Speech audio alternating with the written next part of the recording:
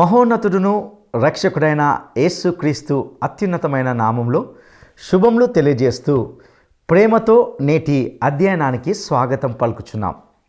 ఈరోజు పాఠంలో మనము యోహాను సువార్త 2వ అధ్యాయము 1 నుండి 12వ వచనం వరకు ధ్యానించుకోబోతున్నాం. ఇందులో యేసు తన పరిచర్యలో భాగంగా చేసిన మొట్టమొదటి సూచక్రియను గురించి తెలుసుకుంటాం. యేసు తన శిష్యులు కానా అనే ఊరికి పెళ్ళికి పిలువబడ్డారు. పెళ్ళిలో ద్రాక్షారసం అయిపోయింది. యేసు తల్లి మరియ వచ్చి విందులో ద్రాక్షారసం అయిపోయిందని, యేసును ఏదైనా ఒక పరిష్కారం జరిగించాలని ఆయన్ను కోరింది. అమ్మా, నా సమయం ఇంకా రాలేదు అని అన్నాడు యేసు. ఆయన ఏదైనా ఒక అద్భుతమైన లేక సూచక్రియ అయినా చేసి తాను ఎవరో రుజువు చేసుకొని తనపై పడిన నిందను కూడా తొలగించగలడని ఆమె అంతర్లీనంగా ఉన్నట్టి ప్రార్థనను ప్రభువు పసిగట్టాడు. అయితే ఈ వివాహంలో ఒక గొప్ప సంఘటన చోటు చేసుకున్నది. ఈ సంఘటనలో ఎన్నో శ్రేష్టమైన సత్యాలు ఇమిడి ఉన్నాయి. వాటిని సావధానంగా వినడానికి మనము సిద్ధపడదామా? సోదరీ సోదరులారా, మీ బైబిళ్ళు తెరవండి. ఈరోజు మన పాఠం యోహాను సువార్త 2వ అధ్యాయం 1 నుండి 12వ వచనం వరకు. 3వ దినమున గలిలయలోని కానా అనే ఊరిలో ఒక వివాహం జరిగింది. యేసు తల్లి అక్కడే ఉంది. యేసు ఆయన శిష్యులు ఆ వివాహానికి పిలువబడ్డారు. ద్రాక్షరసమైపోయినప్పుడు యేసు తల్లి ఆయనకు చెప్పింది, వారికి ద్రాక్షరసం లేదు. యేసు ఆమెతో అన్నాడు, అమ్మా, నీతో నాకేం పని? నా సమయం ఇంకా రాలేదు. ఆయన తల్లి పరిచారకులను చూచి అన్నది, ఆయన మీతో చెప్పింది చెయ్యండి. యూదుల శుద్ధీకరణాచారం ప్రకారం 2-3 తూములు పట్టే 6 రాతి బానలు అక్కడ ఉంచబడి ఉన్నాయి. యేసు అన్నాడు, ఆ బానలను నీళ్లతో నింపండి. వారు వాటిని అంచుల మట్టుకు నింపారు. అప్పుడాయన వారితో అన్నాడు, మీరిప్పుడు ముంచి విందు ప్రధాని వద్దకు తీసుకొని పోండి. వారు తీసుకుపోయారు. ఆ ద్రాక్షరసం ఎక్కడి నుంచి వచ్చిందో ఆ నీళ్లు ముంచి తీసుకుపోయిన పరిచారకులకే తెలుసుగాని విందు ప్రధానికి తెలియదు. గనుక ద్రాక్షరసమైన ఆ నీళ్లు రుచి చూచినప్పుడు విందు ప్రధాని పెండ్లి కుమారుణ్ణి పిలిచి అన్నాడు, ప్రతివాడు మొదట మంచి ద్రాక్షరసం పోసి జనులు మత్తుగా తాగి ఉన్నప్పుడు జబ్బు రసం పోస్తాడు. నీవైతే ఇదివరకు మంచి రసం ఉంచుకొని ఉన్నావు. గలిలయలోని కానాలో యేసు ఈ మొదటి సూచక క్రియను చేసి తన మహిమను బయలుపరిచాడు. అందువలన ఆయన శిష్యులు ఆయన యందు విశ్వసించారు. ప్రియ సోదరీ సోదరులారా, వింటున్నారా? ఇది వివాహ సన్నివేశం. యేసు చేసిన మొదటి అద్భుతం. ఇదే మొదటి సూచక క్రియ. ఆ ఊరి పేరు కానా. ఆ ఊళ్ళో జరిగిన ఈ పెండ్లికి యేసును ఆహ్వానించారు. ఆయన వచ్చాడు. 11వ వచనం, గలిలయలోని కానాలో యేసు ఈ మొదటి సూచక క్రియ చేశాడు. యేసు చేసిన అద్భుతాలలో ఇది మొదటిది. అనుసృతంగా యేసు బాలుణ్ణి గురించి అనేకమైన గాథలు చెప్పుకుంటారు. వాటికి వాక్యాధారం లేదు. యేసు బాలుడు బంకమట్టితో పావురాల బొమ్మలు చేసి ఇతర బాలురతో ఆడుకునేవాడని, ఆయన ఆ పావురం బొమ్మలను ముట్టగానే వాటికి ప్రాణం వచ్చి ఎగిరిపోయేవని కథలు చెప్పుకోవడం పరిపాటి. ఏమో, అవి బైబిలులో రాయబడి ఉండలేదు గనక నమ్మకూడదు. యేసు ఈజిప్టులో అద్భుతాలు చేయలేదు. ఇక్కడ స్పష్టంగా రాయబడింది. ఇదే యేసు చేసిన మొదటి అద్భుతం. అది కానా అనే గ్రామంలో జరిగింది. అంతే. యేసు చేసిన మొదటి అద్భుతం. మొదటి నుండి దేవునితో ఉన్న యేసు సాక్షాత్తు దేవుడే. ఆయన నిత్యత్వములో నుంచి వచ్చినవాడు. ఆయన ఈ పెండ్లికి రావడమే అద్భుతం. శరీరము ధరించి వచ్చిన యేసుదేవుడు బెత్లెహేములో పుట్టి గలిలయలోని నజరేతులో 30 సంవత్సరాలు అనగా 3 దశాబ్దాలు జీవించాడు. యోహాను సువార్త 2వ అధ్యాయంలో పెళ్లిలో యేసు చేసిన మొదటి అద్భుతం ఉంది. దేవాలయాన్ని శుద్ధి చేస్తూ చెప్పిన మొదటి మాట ఉంది. నికోదేముతో ముఖాముఖిగా యేసు చెప్పిన రెండో మాట కూడా ఉంది. 3వ రోజు. ఇది యేసు దినచర్య, యేసు సేవారంభం. ఆ పెండ్లికి యేసు తల్లి మరియ వచ్చింది. ఎందుకు వచ్చింది? ఆమె పెళ్లి కొడుక్కో పెళ్లి కూతుడికో చుట్టమై ఉంటుంది అని కొందరి ఊహ. ఏమో అదంతా ఎందుకు కాని యేసు ప్రభువు ఆయన శిష్యులు ఆ పెండ్లికి ఆహ్వానించబడ్డారు. యేసు తల్లి అక్కడ ఉంది. అది మనం గుర్తించాల్సిన సంగతి. 3వ రోజు అంటే ఏమిటి? మార్చి నెల మొదటి వారం, క్రీస్తు శకం 27వ సంవత్సరం. ఈ గ్రంథ రచయిత స్థలము కాలము ఖచ్చితంగా పేర్కొనడం విశేషం. మొదటి అధ్యాయంలో బేత్సైదా అనే గ్రామం పేరు చెప్పబడింది. ఇప్పుడిక్కడ గలిలయలోని కానా అనే ఊరు. 12వ వచనంలో కపెర్నహూము, 13వ వచనంలో యెరూషలేము. ఇది యేసు డైరీ. యేసు తల్లి అక్కడే ఉంది. మరియ అనే పేరు చెప్పకుండా యేసు తల్లి అంటున్నాడు రచయిత. ఆమె యేసు దగ్గరికి వచ్చింది. ఏదో ప్రత్యేకమైన మనవితో వచ్చింది. ద్రాక్షరసం అయిపోయింది, వారికి ద్రాక్షరసం కావాలి. ఇది ఆమె అభ్యర్థన. ద్రాక్షరసమా? అవును, అది ద్రాక్షరసం, ద్రాక్ష మద్యం కాదు. భోజనంతో పాటు ద్రాక్ష పండ్ల రసం అందరూ తాగేదే. మాదక పదార్థాలు సామాజికంగా కేవలం నిషిద్ధం. ద్రాక్షరసం అనగానే మద్యం అనుకోకండి. వివాహం అనేది మత సంబంధమైన కార్యక్రమం. వీరంతా పాత నిబంధన క్రమాన్ని పాటిస్తారు. ఈ పెళ్లి సందర్భంలో ద్రాక్ష మద్యం ప్రసక్తే లేదని మా శ్రోతలు గుర్తించాలి. ప్రభు బల్ల సంస్కారంలో ద్రాక్షరసం పంచుకుంటాము. అది ద్రాక్ష మద్యం కాదు గదా. యేసు బహిరంగ సేవ వివాహంతో మొదలైంది. మరో వివాహానికి ఇది సంకేతప్రాయం. అది యేసు ప్రభువుకు ఆయన సంఘ వధువుకు జరగబోయే వివాహం. గొర్రెపిల్ల వివాహ మహోత్సవంలో సంఘమే ఆయన పెండ్లి కుమార్తె. అలనాడు మోషే చేసిన మొదటి అద్భుతమేమిటి? నీటిని రక్తంగా మార్చాడు. యేసుక్రీస్తు చేసిన మొదటి అద్భుతం నీళ్లను ద్రాక్షారసంగా మార్చాడు.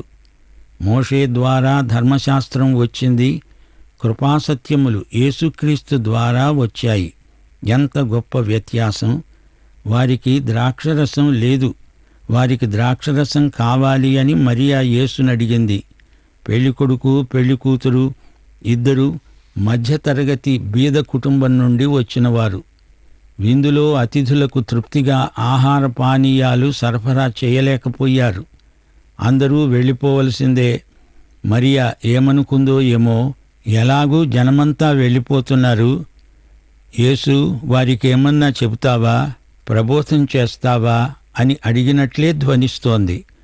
అయినా అసలు రహస్యం ఇందులో నిక్షిప్తమై ఉంది. యేసు అద్భుతమేదైనా చేయగలడు. ఈ సమస్యను యేసుకు అప్పగిద్దాము. యేసు లేని చోట సమస్యలే, యేసు ఉన్న చోట సమస్య పరిష్కారమే.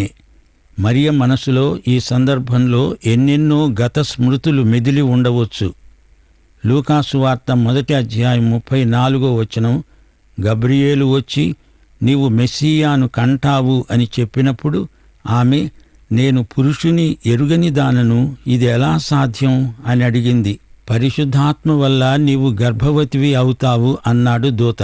ఆమె విశ్వాసం ఎంతో గొప్పది, ప్రగాఢమైనది. నేను ప్రభువు దాసురాలను అని చెప్పి ఆమె దేవుని చిత్తమునకు తనను తాను సమర్పించుకున్నది. అయినా ఆమె కన్యాత్వమును గురించి అనుమానించిన వారు అనేకులు. యేసు, నీవు కన్యకకు జన్మించిన దేవకుమారుడివి అని ఈ జనానికి రుజువు చేసి ఒక అద్భుతం చెయ్యి, ఒక్క మాట అను. ఈ ప్రార్థన, ఈ అభ్యర్థన ఆమె మనసులో ఉంది. అమ్మా, దానికి నా సమయం ఇంకా రాలేదు, ఇది సమయం కాదు అన్నాడు యేసు. మరి ఆయన సమయం ఎప్పుడు? అది యోహాను సువార్త 19వ అధ్యాయం 26వ వచనంలో వచ్చింది. యేసు తన తల్లి దగ్గరే నిలుచుండడము చూచి, అమ్మా, ఇడుగో నీ కుమారుడు అని తన తల్లితో చెప్పాడు. లోకమంతా తెలుసుకోవాలి, నీవు కన్యకగా నన్ను కన్నావు. అవును, కానా అనే ఊరిలో పెళ్లి సందర్భంలో మరియ కోరింది కూడా ఇదే. యేసు కన్యక గర్భాన జన్మించిన దేవుని కుమారుడు 3వ రోజున మృత్యుంజయుడై లేస్తాడు. యేసు పునరుత్థానము తరువాత ఆరోహణము. పెదప, అప్పుడు మరియకు ఎంతో ధైర్యం వచ్చి ఉంటుంది. నేను చెప్పలేదా, ఆయన దేవుని కుమారుడు. రోమాపత్రిక 1వ అధ్యాయం 4వ వచనంలో పౌలు ఇదే మాట అన్నాడు. యేసుక్రీస్తు మృతులలో నుండి పునరుత్థానుడైనందున పరిశుద్ధమైన ఆత్మను బట్టి దేవుని కుమారుడుగా ప్రభావముతో నిరూపించబడ్డాడు. కానా పెండ్లి సమయంలో మరియ కోరిందేమిటి? తన మీద ఉన్న నింద తొలగించడానికి యేసు ఏమైనా చూపాలి, ఏదైనా చెయ్యాలి. ఆ సమయం కానా పెండ్లి సమయం కాదు, శిలువవేత సమయం. ఆయన అవతార మర్మాన్ని పునరుత్థానం బయలుపరిచింది. యేసు కన్యక గర్భవాసాన పుట్టాడని పునరుత్థానమే రుజువు చేసింది. కన్యక గర్భధారణను రుజువు చేసింది, నిరూపించింది యేసు పునరుత్థానం. క్రిస్మస్ సంఘటన యేసు పునరుత్థానంతో జతచేయబడింది. కానా పెండ్లికి రండి, అక్కడ మరియ పరిచారకులకు ఏమి చెప్పింది? ఆయన మీతో చెప్పింది చెయ్యండి. ఇది ఎంతో మంచి సలహా, హితోపదేశం, హెచ్చరిక, క్లుప్త ప్రసంగం. తల్లి సలహా పాటించాలి. అక్కడే 6 రాతి బాణలున్నాయి. అది మతాచారానికి సంకేతం. అది శుద్ధీకరణాచారం. వచ్చిన వారందరికీ దానిలో నీళ్లు శుద్ధీకరణాచారానికి ఉపయోగపడతాయి. ఈ బాణలు కొత్తవి కావు, పాతవి. వాడి వాడి పాతగిలిపోయాయి. వాటిని ఎక్కడో మూలన ఉంచారు. అవి పెళ్లి కార్యక్రమానికి సంబంధించినవి కావు. వచ్చిన అతిథులెవరికీ 6 రాతి బాణలతో పనేమీ లేదు. యేసు ఆ పాత బాణలను బయటికి తెమ్మన్నప్పుడు వారికి అది విడ్డూరంగా తోచింది. యేసు పరిచారకులకు తన కార్యక్రమాన్ని పురమాయించాడు. వారు 6 రాతి బాణలను నీళ్లతో నింపాలి. వారు బాగా నింపారు. అంచుల మట్టుకు నీళ్లతో నింపారు. బాణంలోది ముంచి దాన్ని అతిథులకు వడ్డించాలి. ముందు విందు ప్రధాని ఆమోదం కోసం శాంపుల్ అతనికి వడ్డించారు. అది రుచిగల ద్రాక్షరసం. అది ద్రాక్ష మద్యమా, మాదక పదార్థమా అనే వివాదం అనవసరం. విందు ప్రధాని ఎంతో మెచ్చుకున్నాడు. ఇంతకు పెండ్లి కుమార్తె ఎక్కడా? పెండ్లిలో ప్రత్యేకాకర్షణ సాధారణంగా పెండ్లి కుమార్తె. ఇక్కడ ప్రత్యేకాకర్షణ యేసు 6 రాతి బాణలు. యేసు వాడుకున్నది 6 రాతి బాణలను. అవి ఖాళీ బాణలు. యేసు 6 రాతి బాణలను నీళ్లతో నింపించాడు. ఆ నీళ్లు బాణల్లో నుంచి ముంచి తీస్తుండగానే ఆ నీళ్లు ద్రాక్షరసంగా మారడం గొప్ప అద్భుతం. ముంచిన నీరు అతిథులు తాగుతున్నారు. అది నీరు కాదు, ద్రాక్షరసం. అద్భుతం. యేసు మనిషిని వాడుకుంటాడు. 6 మనిషి అంకె. 6 రాతి బాణలు మానవతను చూపుతాయి. పనికి రాని రాతి బాణలం మనం. ఆయన మనల్ని నీళ్లతో నింపుతాడు. నీరు అంటే ఏమిటి? నీరు వాక్యానికి సంకేతం. దేవుని వాక్యమనే నీటితో ఆయన నిన్ను నన్ను నింపగోరుతున్నాడు. ఈ నీళ్లనే ముంచి ఇతరులకు పోయాలి. బాణలోని నీరు అందులో నుంచి బయటికి తీసినప్పుడు, ఇతరులు అది తాగినప్పుడు అది ద్రాక్షరసమవుతుంది. అది ద్రాక్షరసం, ఆనందరసం, పరిశుద్ధాత్మ చేసిన మార్పిడి. ఎఫెసీ పత్రిక 5వ అధ్యాయం 18వ వచనం, మద్యముతో మత్తులై ఉండకండి, అందులో దుర్వ్యాపారమున్నది, ఆత్మపూర్ణులై ఉండండి. పరిశుద్ధాత్మ నింపుదల, నీటి నింపుదల కాదు. నీటి బాప్తిస్మం కంటే గొప్పది ఆత్మ బాప్తిస్మం. పరిశుద్ధాత్మ అద్భుతం చేస్తాడు. అది నీలో జరిగే అద్భుతం. సాధారణ వ్యక్తిని అసాధారణ శక్తిగా మార్చేవాడు పరిశుద్ధాత్మ. ఇది అనిర్వచనీయమైన అనుభూతి. నేను నీవు రాతిబాణలం. నీలో ఉన్న వాక్యజలం అవతలి వ్యక్తిలోకి ప్రవేశించి ద్రాక్షరసమవుతుంది. నీరు అమృతమవుతుంది. నీలోని వాక్యజలాన్ని ముంచి అందరికీ వడ్డించేవాడు పరిశుద్ధాత్మ. నిన్ను జీవజలం నింపుతుంది. రాతి బానలు వాక్యజలంతో నింపబడండర్రా. వాక్యజలం ఆధ్యాత్మిక ద్రాక్షరసమై జీవజలమై మిమ్ములను మారుస్తుంది. అప్పుడు నీ వ్యక్తిత్వం, నీ ఆశలు, ఆశయాలు అన్నీ మారిపోతాయి. యేసు మనల్ని తన వాక్యంతో నింపాలని, తిరిగి దాన్ని ముంచి ఇతరులకు నీవు పంచిపెడుతూ ఉండగా అది ఆధ్యాత్మిక ద్రాక్షరసమై ఆత్మకార్యము బలంగా జరగాలని ఆశిస్తున్నాడు. దేవునికి స్తోత్రం. సోదరీ సోదరులారా, వింటున్నారా? యేసు ఈ సూచక క్రియను చేసినందున ఆయన మహిమ బయలుపరచబడింది. అంతేకాదు, ఆయన శిష్యుల విశ్వాసం బలపడింది. యేసు తల్లి, ఆయన శిష్యులు, సహోదరులు కపెర్నహూముకు వెళ్ళారు. నజరేతులోని ప్రజలు యేసును అంగీకరించలేదు. ప్రవక్త స్వదేశములో ఘనత పొందడు అనే నానుడి ఉంది గదా. లూకాసు వార్త 4వ అధ్యాయం 22వ వచనం. ఆయన సమాజ మందిరంలో లేఖనము చదివిన సందర్భంలో వారు గుసగుసలు పోయారు. ఆయన నోట దయగల మాటలు వెలువడుతున్నాయి. ఈయన యోసేపు కుమారుడు కాడా? వారాయనను కొండపేటు నుండి తలకిందుగా పడదోసి చంపాలని చూచారు. యేసు కపెర్నహూమును తన సేవా కేంద్రంగా ఏర్పరచుకున్నాడు. యేసు ప్రభువు చేసిన 35 అద్భుతాలు 4 సువార్తలలో పేర్కొనబడ్డాయి. వాటిలో ఈ కానాలోని అద్భుతం మొదటిది. కానా నజరేతుకు సమీపంగా ఉన్న ఊరు. క్రైస్తవం యూదుల శుద్ధీకరణాచారాన్ని మించిన ఉద్యమమని యేసు ప్రత్యక్షపరిచాడు. దేవుడిచ్చిన వరం యేసే, చెప్పశక్యము కాని శ్రేష్టమైన వరం. ఈ వరం అప్పుడు, ఇప్పుడు, ఎప్పుడు, నాడు, నేడు, సదాకాలము సర్వశ్రేష్టమైనది. రుచిచూచిన వారికి, అనుభవించే వారికి ఇది తెలుస్తుంది. మోషే నీళ్లను రక్తంగా మార్చాడు, అది తీర్పు. కాని ఇక్కడ యేసు నీళ్లను ద్రాక్షరసంగా మార్చాడు, ఇది ఆత్మానందం. ఇది సూచక క్రియ. దేనికిది సూచన? యేసు శరీరము ధరించిన వాక్యం అనడానికి ఇది సూచన. యేసు సర్వశక్తుడైన సృష్టికర్త. 6 బానల నీరు అనగా 18 తూముల నీరు 18 తూముల ద్రాక్షరసమైంది. ఇది యేసు ప్రభు ఆ పెండ్లిలోని నూతన దంపతులకిచ్చిన కానుక. ఈ మొదటి అద్భుతం రూపాంతర అనుభవానికి సంకేతం. 2 కొరింథీ 5వ అధ్యాయం 17వ వచనం.